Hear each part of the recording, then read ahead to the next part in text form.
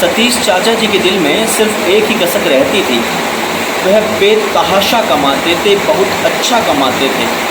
उनका एक अच्छा कारोबार था और कारोबार दिन पर दिन बढ़ता भी जा रहा था। लेकिन उन्हें चिंता यह सताती थी कि बेटा पढ़ लिख कर किसी तरीके से बाहर चला जाए, वह अपना जीवन कहीं विदेश में जाकर बनाए। और सतीश चाचा जी इस बात को सोच सोचकर हमेशा परेशान रहते थे। काफ़ी समझाया, सब लोगों ने समझाया कि ज़िंदगी पानी पर तैरता हुआ एक पत्ता है और इसमें ख्वाहिशें रखना बुरा नहीं है, लेकिन जब आपके पास अपार संपत्ति हो, सब कुछ हो, तब आपको उस ऊपर वाले के ऊपर विश्वास करना चाहिए, उसके दिए पर विश्वास करना चाहिए। उसने जो बख्शा है उस पर नतमस्तक होना चाहिए और उसकी दी हुई हर खुशी में खुश होना चाहिए। लेकिन सतीश चाचा जी के मन में कोई भी बात घर नहीं कर रही थी। उनके दिल में सिर्फ यही बात थी कि बस एक बार, न जाने वो किसको दिखाना चाहते थे, कुछ क्षण भर का सुख उनको ज़िंदगी भर का सुख लग रहा था। वह चाहते थे कि एक बार मैं दुनिया को यह दिखा दूं, एक बार मैं सबके सामने यह प्रूव कर दूं कि मेरा बेटा विदेश में एक अच्छे पद पर कार्य कर रहा है और अच्छा जीवन जी रहा है। काफ़ी सालों की उनकी ये तपस्या एक दिन सिद्ध हो जाती है और सतीश चाचा जी का लड़का विदेश चला जाता है। कुछ सालों तक बहुत अच्छा चलता है। सतीश चाचा जी हमेशा वीडियो कॉल पर अपने बेटे से बात करते हैं और वह दुनिया को यह प्रूव भी कर देते हैं कि उनका बेटा होनहार है और वह विदेश में रहता है। वह हर आने जाने से एक ही बात बोलते हैं, जो भी उनके पास आता वह यही कहते, लड़का तो विदेश में है, हमें क्या करना है। साल दर साल ऐसे ही बीतते चले जाते हैं। सतीश चाचा जी का स्वास्थ्य गिरने लगता है। दीपावली चली जाती है, होली चली जाती है, एक के बाद एक त्योहार चला जाता है और सतीश चाचा जी इस फिराक में रहते हैं, इस ख्वाहिश के लिए तरसते हैं कि एक बार तो उनका बेटा आकर उनसे मिल ले।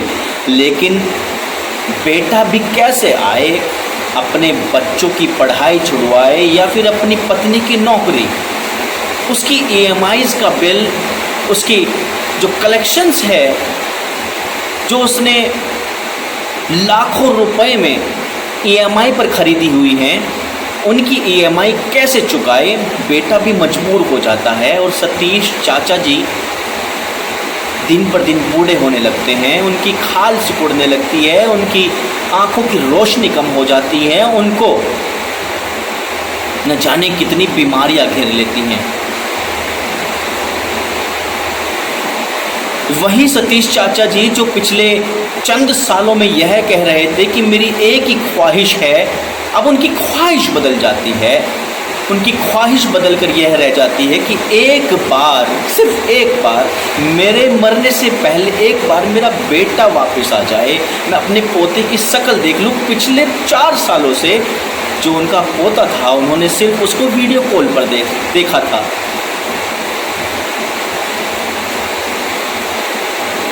माँ की आंखें अब आंसुओं से भरी नहीं रहती थी, वो सूख चुकी थी। अब उनके अंदर न आशा थी न निराशा थी, बस अपने पति की जिद का पालन कर रही थी। वह जी रही थी। अब वह संपत्ति जिसको उन्होंने पिछले कई सालों से संजो कर रखा था, बेटा कह रहा था पापा विदेश के अंदर बहुत अच्छा है, यहाँ इंडिया में प्रॉपर्टी उस रेट पर, उस इन्फ्लेशन पर नहीं बढ़ती है जितनी विदेशों में बढ़ती है। सतीश ने, यानी कि जिस ज़मीन को सतीश ने सींच कर रखा था, जिस घर को उसने महल से ज़्यादा प्यार किया था, बेटा चाहता था कि अब उसको बेच दे।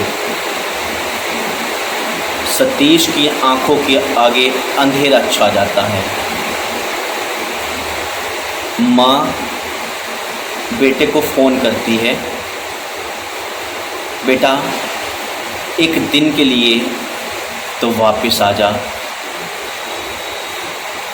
इतना तो तू कर ही सकता है। और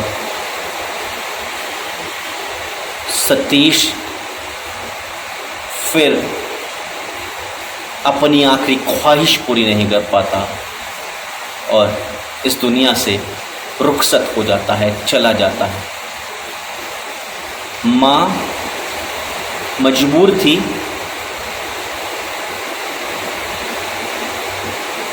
और वह भी अब बेटे के साथ विदेश जाना नहीं चाहती थी। 3 दिन बाद बेटे की फ़्लाइट थी, वापस चले जाते हैं और माँ फिर वहीं रह जाती है। पता नहीं मैं इस कहानी का अंत क्या कहकर ख़त्म करूं, क्या कहकर आपको समझाऊं, मुझे नहीं पता, लेकिन मुझे इतना ज़रूर मालूम है कि ख्वाहिशों की इस अंधी दौड़ में हम कहीं इतने ज़्यादा घिर चुके हैं, इतने ज़्यादा खो चुके हैं, इतने ज़्यादा अमर्यादित हो चुके हैं, असम्मानित हो चुके हैं और इतने ज़्यादा हम अकेले पड़ गए हैं कि एक दिन मौत पर भी हमारे अपने नहीं आते। रिश्ते हमारे अपने कोसों दूर रहकर पैसा तो कमा रहे हैं, लेकिन अपनी आने वाली नस्ल को खुद से दूर कर रहे हैं।